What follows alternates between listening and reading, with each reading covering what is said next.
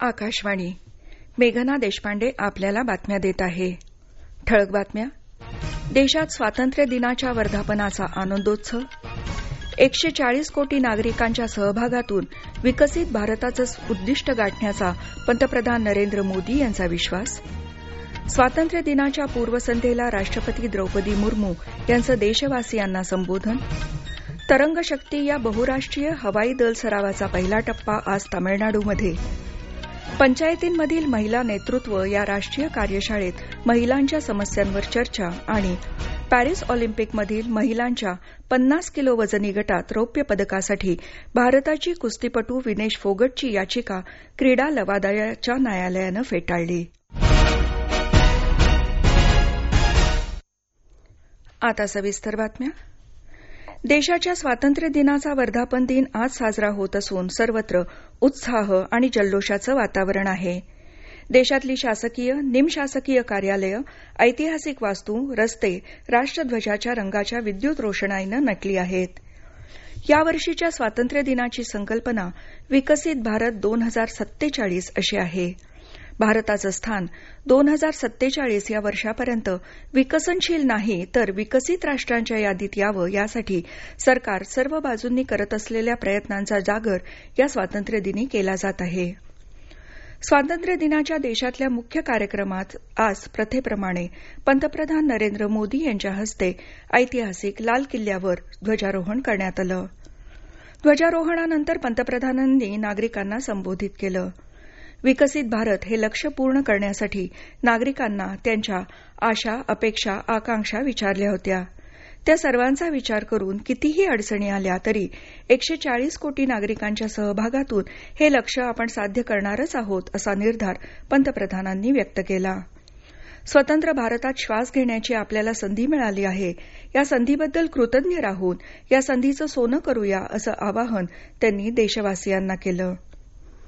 स्वातंत्र्य दिनाच्या कार्यक्रमात जनसहभाग वाढावा यासाठी लाल किल्ल्यावर झालेल्या कार्यक्रमात समाजातल्या सर्व स्तरातल्या सुमारे 6,000 विशेष अतिथींना आमंत्रित करण्यात आलं होतं. शेतकरी, आदिवासी, लघु उद्योजक, अंगणवाडी आणि आशा सेविका, ग्रामपंचायत सदस्य, ड्रोन दीदी अशा विविध क्षेत्रातल्या सामान्य नागरिक, महिला, युवा वर्गाचा त्यात समावेश होता.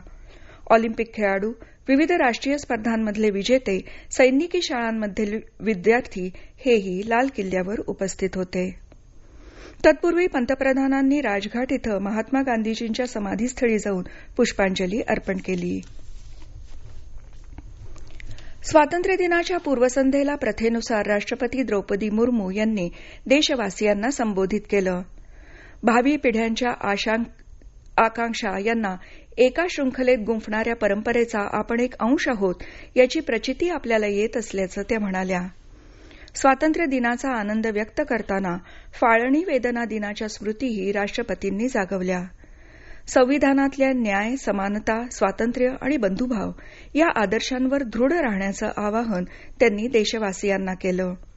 सार्वत्रिक निवडणुका, G20चं यशस्वी आयोजन, सर्वाधिक वेगानं वाढणाऱ्या अर्थव्यवस्थेबद्दल अभिमान आणि विकसित भारताचं स्वप्न पूर्ण होण्यासाठी करण्यात येत असलेले विविध उपाय, महिला सबलीकरण, क्रीडा क्षेत्रातली प्रगती, कौशल्य विकास याचा त्यांनी उल्लेख केला. भारतीय स्वातंत्र्य दिनाचा वर्धापन दिन साजरा करण्यासाठी श्रीलंकेत भारत श्रीलंका मैत्री उत्सव सुरू होत आहे. श्रीलंकेतल्या भारतीय दूतावासाचा सांस्कृतिक विभाग आणि स्वामी विवेकानंद सांस्कृतिक केंद्र यांनी संयुक्तपणे या महोत्सवाचं आयोजन केलं आहे. 4 दिवस सुरू राहणाऱ्या या महोत्सवाचं उद्घाटन आज कोलंबोमध्ये होत असून हस्तकला, खाद्यपदार्थ प्रदर्शन, सांस्कृतिक कार्यक्रम यांच्या माध्यमातून दोन्ही देशांमधील मैत्रीचा जागर केला जाणार आहे. भारताच्या 17 मासेमारांना श्रीलंकेच्या नौदलानं काल भारतात पाठवून दिलं. हे मासेमार श्रीलंकेच्या सागरी हद्दीत शिरल्याचा दावा श्रीलंकेनं केला होता.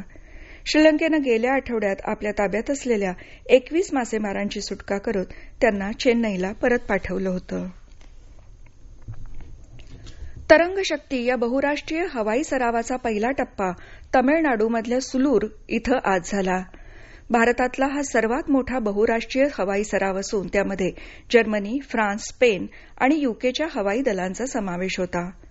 समारोपाच्या पत्रकार परिषदेत बोलताना वायुदल प्रमुख air chief marshal V R Chaudhari यांनी सर्व सहभागी देशांच्या मैत्रीबद्दल त्यांचे आभार मानले. जर्मन, फ्रेंच आणि स्पॅनिश हवाई दलाच्या प्रमुखांनी अशा कठीण सरावाचं आयोजन करण्याच्या भारतीय वायुदलाच्या क्षमतेचं कौतुक केलं आहे. सरावाचा दुसरा टप्पा 29 ऑगस्ट ते 14 सप्टेंबर दरम्यान जोधपूर तळावर होणार आहे. हे राष्ट्रीय बातमीपत्र आपण आकाशवाणीच्या पुणे केंद्रावरून ऐकत आहात. पंचायती राज मंत्रालयानं आयोजित केलेल्या पंचायतींमधील महिला नेतृत्व या विषयावरील राष्ट्रीय कार्यशाळा काल नवी दिल्ली इथं पार पडली. कार्यशाळेत देशभरातील 160हून अधिक पंचायत प्रतिनिधी सहभागी झाले होते. कार्यशाळेला संबोधित करताना पुद्दुचेरीच्या माजी उपराज्यपाल किरण बेदी यांनी पंचायतींच्या मूलभूत समस्या अधोरेखित केल्या आणि पंचायत प्रतिनिधींना त्यांचं निराकरण सुचवलं. देशाचा 2/3 भाग ग्रामीण भारतात राहतो, त्यामुळे पंचायत सरपंचांनी त्यांची जबाबदारी स्वीकारली पाहिजे असा सल्ला त्यांनी दिला.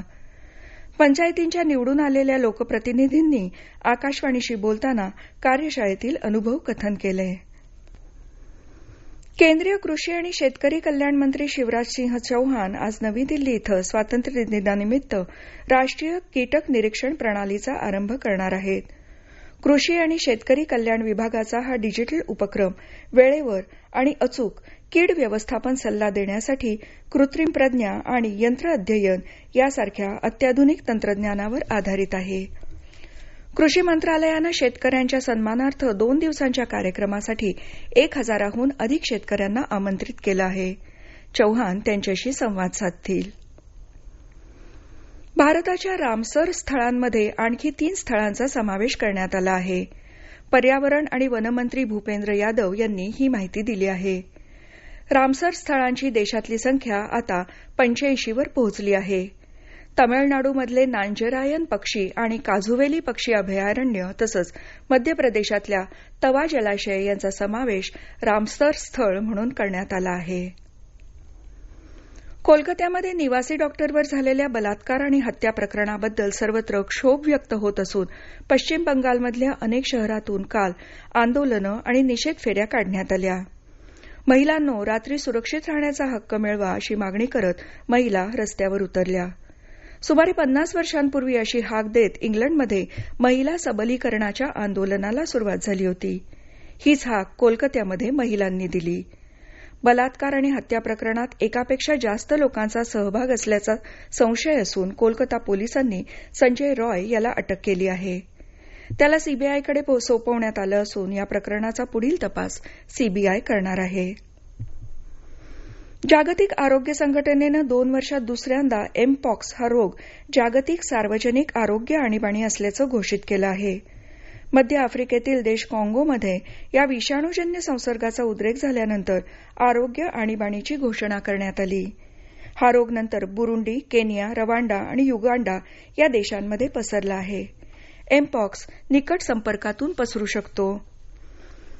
यावर्षी 17,000हून अधिक संशयित रुग्ण आणि प्रामुख्यानं काँगोमधील 500हून अधिक मुलांच्या मृत्यूनंतर आफ्रिका खंडासाठी प्रथम एमपॉक्स आणीबाणी घोषित केली होती. जागतिक आरोग्य संघटनेचे महासंचालक टेड्रोस गेब्रेयेसस म्हणाले, या उद्रेकांना रोखण्यासाठी आणि जीव वाचवण्यासाठी समन्वित आंतरराष्ट्रीय प्रतिसाद आवश्यक आहे. डब्ल्यूएचओनं आकस्मिक निधी म्हणून 1.5 दशलक्ष अमेरिकन डॉलर्स दिले आहेत. पॅरिस ऑलिम्पिकमधील महिलांच्या 50 किलो वजनी गटात रौप्य पदकासाठी भारताची कुस्तीपटू विनेश फोगटची याचिका क्रीडा लवादाच्या न्यायालय अर्थात सीएएसनं फेटाळल्यानंतर भारतीय ऑलिम्पिक संघटना पुढील कायदेशीर पर्यायांवर विचार करत आहे.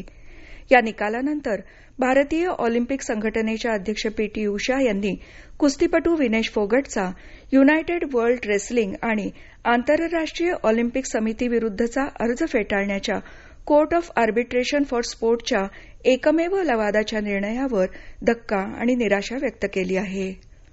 शेवटी पुन्हा ठळक बातम्या. देशात स्वातंत्र्य दिनाच्या वर्धापनाचा आनंदोत्सव.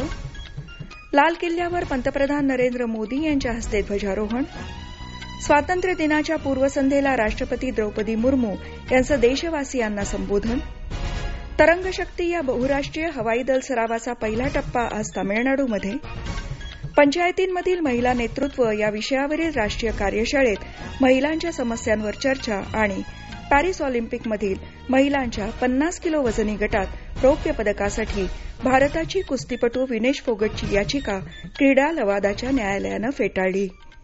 याबरोबरच हे राष्ट्रीय बातमीपत्र संपलं. नमस्कार.